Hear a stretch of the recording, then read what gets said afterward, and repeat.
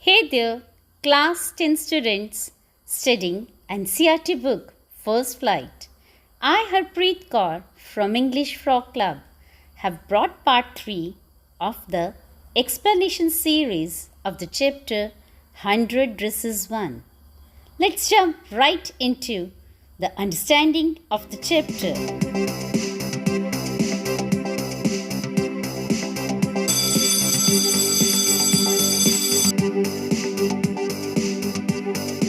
In the previous section, we have read about the treatment Wanda Petrinsky got from her friends at the school. She didn't have any friends, but these girls, these rich girls, used to tease her before and after the school for just the game was asking her the number of things or possessions she has in her wardrobe, to which she always replied a great number of things, which was unbelievable by the girls of room number 13 and even the little girls, those who were playing hopscotch there. So let's read what happens in the story further. Today, even though they had been late to school, Maddie was glad she had not had to make fun of Wanda. She worked her arithmetic problems absent-mindedly. 8 times 8, let's see. She wished she had the nerve to write Peggy a note, because she knew she never would have the courage to speak right out to Peggy to say, "Hey Peg, let's stop asking Wanda how many dresses she has." Okay, so Peggy was quite disturbed. She was disturbed why Wanda Petrinsky was not coming to school. And she really wanted to tell her friend that the way she was asking the things to that poor girl would be hurting her. And she really wanted her to say this thing that she should stop. But she was afraid somewhere, scared somewhere in her heart that she might lose her friendship. So she wasn't able to concentrate, Maddie wasn't able to concentrate on her studies in the class, especially in her mathematics chapter, mathematic lesson. She just wanted, she thought that she would be writing a letter instead, because she would never have that courage to talk to Peggy about stopping all this nonsense of teasing Wanda about the things she had. When she finished her arithmetic, she did start a note to Peggy. Suddenly, she paused and shuddered. She pictured herself in the schoolyard, a new target for Peggy and the girls. Okay, now she started writing a note to her, and then some thought made her stop writing that. She was really worried. Oh, if they won't be teasing Wanda, they need someone to tease. What will happen if I will be their first target, next target? So that made her, scared to the core of the heart. So she stopped writing the note she was writing to Peggy. Peggy might ask her where she got the dress that she had on, and Maddie would have to say that it was one of Peggy's old ones that Maddie's mother had tried to disguise. Okay, actually she was wearing Peggy's hand-me-downs, used clothes only, which her mother used to alter. And she was really scared what would happen if children would come to know, and even Peggy would also come to know that it was one of her dress only. So it would be a very embarrassing situation. So thinking of all these things, she just stopped writing to Peggy. If only Peggy would decide of her own accord to stop having fun with Wanda. Oh well, Maddie ran her hand through her short blonde hair as though to push the uncomfortable thoughts away. So she stopped writing the letter to Peggy, and then she wished if Peggy could do this thing on her own and she would stop teasing Wanda. She just moved her hands in the air as if she was just trying to keep that thought away. Oh, I'm not going to think anything about it. What would happen? We'll just see at that time. Okay. So she wanted those comfortable thoughts away from her mind. What difference did it make? Slowly, Maddie tore into bits the notes she had started. She was Peggy's best friend, and Peggy was the best liked girl in the whole room. Peggy could not possibly do anything that was really wrong, she thought. So she thought that Peggy's reputation is also at stake. If she would be doing something wrong, the authorities would come to know, and she is the most liked girl in the class also, and that would ruin her reputation. So Peggy would not be doing anything that will ruin her reputation of being the best girl in the class. So she thought of that. Maybe one day perhaps she would herself be fed up of asking all these questions and listening to the same answer. So maybe she would stop this thing herself. As for Wanda, she was just some girl who lived up on Boggin Heights and stood alone in the school yard. She scarcely ever said anything to anybody. The only time she talked was in the schoolyard about her 100 dresses. Maddie remembered her telling about one of her dresses, pale blue with colored trimmings, and she remembered another that was brilliant jungle green with a red sash. You would look like a Christmas tree in that, the girls had said in a pretended admiration. So now she is just remembering the explanations that Wanda has just given to them of one of her dresses, and certain teasing by the girls has been also described here in this paragraph, like just telling in that green dress she would be looking like a Christmas tree. That was another kind of joke on her dress. Thinking about Wanda and her dresses all lined up in closet, Maddie began to wonder who was going to win the drawing and coloring contest. For girls, this contest consisted of designing dresses, and for boys of designing motorboats. Now she just tried to put her thoughts away and started thinking about a competition which was about to come, and she just thought of who would be the winner of that competition, as in the competition there was a drawing and coloring contest for the girls, and the boys were supposed to design the motorboats.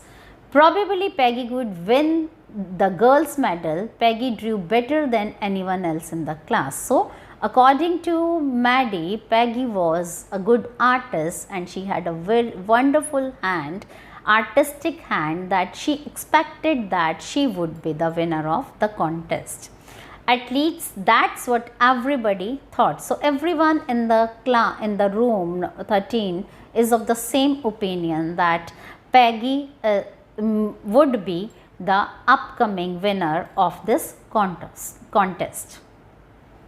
She would copy a picture in a magazine or some film star's head so that you could almost tell who it was.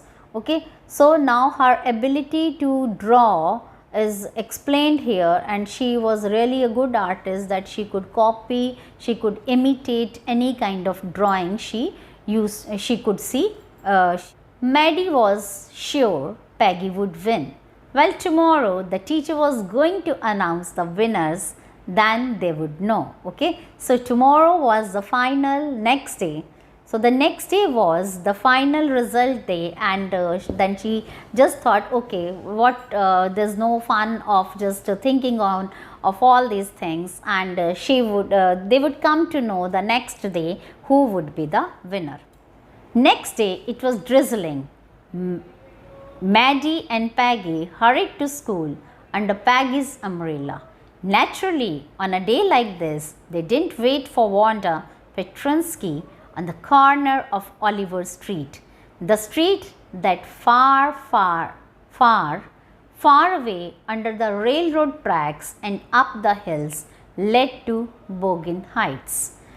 Anyway, they weren't taking chances on being late today because today was important. So they did not wait for Wanda at the corner from where that on the road that led to Bogan Heights, and because that was an important day, that was the result declaration day of the contest, that was quite important for girls. So they did not wait for Wanda that day, and although it was raining that day, so they walked under Peggy's umbrella and tried to reach school early, and they did not wait for Wanda at the corner of the street.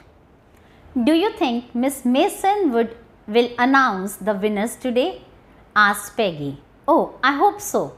The minute we get in, said Maddie. Of course, you'll win, Peg. Okay. So, a conversation between the two friends about the announcement of the result is discussed here. So, Maddie also expressed her thinking that Peggy would be winning the contest. Hope so, said Peggy eagerly. So, Peggy was not quite sure about her winning. So, she just expressed her hope to win the contest. The minute they entered the classroom, they stopped short and gasped. There were drawings all over the room on every ledge and windowsill, dazzling colors and brilliant, lavish designs, all drawn on great sheets of wrapping paper. There must have been 100 of them all lined up. These must be the drawings for the contest. They were. Everybody stopped and whistled or murmured admiringly. So, when they entered in the room, in the class was decorated with all sorts of drawing. Nearly 100 drawings were depicted, were on display. Nearly 100 drawings were on display, and everybody was looking at those drawings with an admiring eye. Wow, beautiful, wonderful, outstanding, awesome, and all these kind of expressions were there at students' faces, and they were all either whistling, admiring, murmuring in admiringly, that they were just saying admiring words. And Peggy thought that these would have been the drawings for the contest that the teacher had displayed in the class. As soon as the class had assembled, Miss Mason announced the winners. Jack Beagles had won for the boys, she said, and his design for an outboard motor was on exhibition in room 12, along with the sketches by all the other boys. As for the girls, she said, although just 1 or 2 sketches were submitted by most, one girl, and room 13 should be proud of her. This one girl actually drew 100 designs, all different and all beautiful. In the opinion of the judges, any one of the drawings is worthy of winning the prize. I am very happy to say that Wanda Petrinsky is the winner of the girls' medal. The teacher has come in the class and she has announced something. She is announcing the winners in the class. So, the winner among the boys, the motorboats were on exhibition, on display in another room, that was room number 12, and this room number 13 was decorated with the drawings of the girls. So, here the teacher announced that 1 or 2 entries were submitted by all the participants who participated in it, and there was a girl who submitted 100 dresses, all different, all were worthy of giving prize. So, judges have made that girl winner of the medal of the contest. And guess, and who's that girl? Wanda Petrinsky, my God, the girl who was quiet in the class and was teased by these girls, had got the prize, had drawn such outstanding drawings of the dresses. They were all surprised to listen to all these things. Unfortunately, Wanda has been absent from school for some days and is not there to receive the applause that is due to her. Let us hope she will be back tomorrow. Now class, you may file around the room quietly and look at her exquisite drawings. The children burst into applause, and even the boys were glad to have a chance to stamp on the floor, put their fingers in their mouth and whistle, though they were not interested in dresses. Look, Peg, whispered Maddie. There's that blue one she told us about. Isn't it beautiful? Yes, said Peggy. And here's that green one, boy, and I thought I could draw.